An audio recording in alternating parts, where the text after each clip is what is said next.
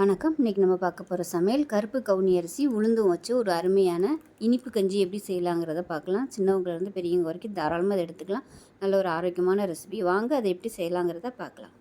Pan எடுத்துக்கலாம். இதில் பார்த்தீங்கன்னா 1/4 கிலோ அளவுக்கு கருப்பு கவுனி அரிசி எடுத்திருக்கேன்.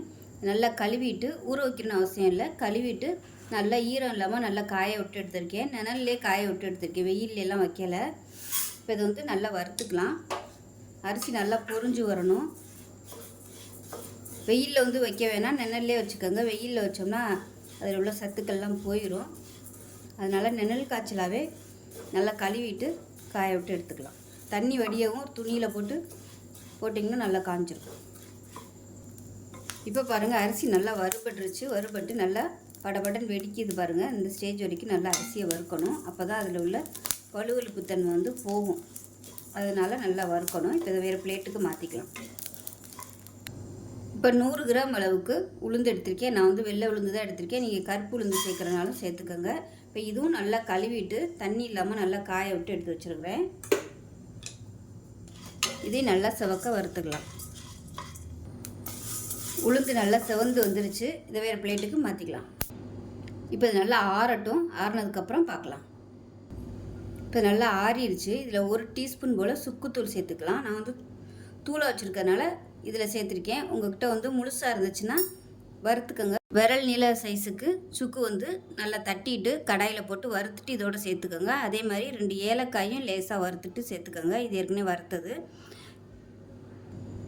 இப்போ இதை மிக்சி ஜாரில் போட்டு நல்லா குறைன்னு அரைச்சிக்கணும். அதாவது ரொம்பவும் நைஸாக இல்லாமல் ரொம்பவும் திரியாக இல்லாமல் ஒரு ரவை பதத்துக்கு அரைச்சிட்டு பார்க்கலாம். இப்போ வந்து பொடி அரைச்சிட்டு வந்தாச்சு பாருங்கள். ரொம்பவும் நைஸாக இல்லை, ஆனால் அதே சமயம் கொஞ்சம் நெருன்னு இருக்குது. அந்த மாதிரி அரைச்சி எடுத்துக்கணும். இப்போ வந்து நல்லா ஆற விட்டு ஒரு டப்பாவில் ஸ்டோர் பண்ணி வச்சிங்கன்னா நமக்கு எப்பப்போ தேவையோ அப்போ வந்து நம்ம யூஸ் பண்ணிக்கலாம். இப்போ நம்ம வறுத்த பொடியிலேருந்து ஏதாவது ஒரு அளவில் வந்து எடுத்துக்கோங்க. நான் வந்து இந்த மெஷரிங் கப்பில் 1/4 கப் அளவுக்கு எடுத்திருக்கேன். இப்போ இதில் 3 கப் அளவுக்கு தண்ணி சேர்த்துக்கலாம். எந்த கப்பில் எடுத்தீங்களோ அதே கப்பில் 3லேருந்து ஒரு 4 கப் அளவுக்கு தண்ணி சேர்த்துக்கலாம். 3.5 கப் அளவுக்கு தண்ணி சேர்த்துருக்கேன். இப்போ இதில் லேசாக ஒரு சொட்டு எண்ணெய் விட்டுக்கலாம், பொங்கி ஊற்றாமல் இருக்கிறதுக்கு. இப்போ கேஸ் ஆன் பண்ணிவிட்டு மூடி வச்சிடலாம். மூடி வச்சுட்டு நல்லா ஒரு 3 விசில் விட்டுட்டு பார்க்கலாம். இப்போ ஸ்டீம் போயிடுச்சு. 3 விசில் விட்டு எப்படி இருக்குன்னு பார்க்கலாம். இப்போ இது எல்லாத்தையும் நல்லா கலந்து விட்டுக்கலாம். இதில் கொஞ்சமாக தண்ணி சேர்த்துக்கலாம். கெட்டியாக இருக்குது. தண்ணி சேர்க்கும்போது சுடு தண்ணியாக சேர்த்துக்கோங்க. இந்த கப்பில் 1 கப் அளவு தண்ணி கொஞ்சமாக சேர்த்துருக்கேன். ஏன்னா நம்ம இப்போ கருப்பட்டி பாகு வேறு சேர்க்க போகிறோம், தேங்காய் பால் வேறு ஊற்ற போகிறோம். அதனால் ரொம்ப தண்ணியாக போயிடும். இப்போ இந்த மாதிரி கெட்டியாக தான் இருக்கும். ஏன்னா நம்ம உளுந்து அதில் சேர்த்துருக்கிறதுனால இந்த மாதிரி தான் இருக்கும். இப்போ இது எல்லாத்தையுமே ஒன்று சேர்த்து நல்லா அப்படியே கரைச்சி விட்டுக்கலாம். விஸ்கு வச்சு கரைச்சிங்கன்னா நல்லா கரைஞ்சிரும். இப்போ பாருங்கள், எல்லாத்தையுமே நல்லா கரைச்சிட்டேன். நல்லா அப்படியே கரைஞ்சிருச்சு. விஸ்கு வச்சு கரைச்சிங்கன்னா உங்களுக்கு ஈஸியாகவே கரைஞ்சிரும். இப்போ இந்த ஸ்டேஜில் நம்ம வந்து கருப்பட்டி பாகு சேர்த்துக்கலாம். கருப்பட்டி, சர்க்கரை எதுனாலும் சேர்த்துக்கலாம். கருப்பட்டி சேர்த்திங்கன்னா நல்லது. இப்போ எந்த கப்பில் எடுத்தோமோ அதே கப்பில் 1/2 கப் அளவுக்கு கருப்பட்டி பாகு சேர்த்துக்கிறேன். இனிப்பு வந்து உங்களோட சுவைக்கு தகுந்த மாதிரி சேர்த்துக்கோங்க. இந்த மாதிரி கருப்பட்டியை வந்து நம்ம எடுத்து வச்சுக்கிட்டோம்னா எல்லாத்துக்கும் யூஸ் பண்ணிக்கலாம். அந்த மாதிரி கஞ்சி செய்யும்போது ரொம்ப ஈஸியாக இருக்கும். இப்போ இது கரையட்டும். நம்ம பொடியை அரைக்கும்போது ஏலக்காய், சுக்கெல்லாம் போட்டிருக்கோம். அதனால் தேவையில்லை. உங்களுக்கு பத்தலைன்னா நீங்கள் சுக்குத்தூள், ஏலக்காய்த்தூள் சேர்த்துக்கலாம். லைட்டாக கொதிக்க ஆரம்பிக்கட்டும். ரொம்ப கொதிக்கணும்னு அவசியம் இல்லை. இந்த அளவுக்கு எடுத்திங்கன்னா இது வந்து ஒரு 2 பேர் சாப்பிட்லாம். இந்த 1/4 கப் அளவில் வந்து எடுத்திங்கன்னா 2 பேருக்கு கரெக்டாக வரும்.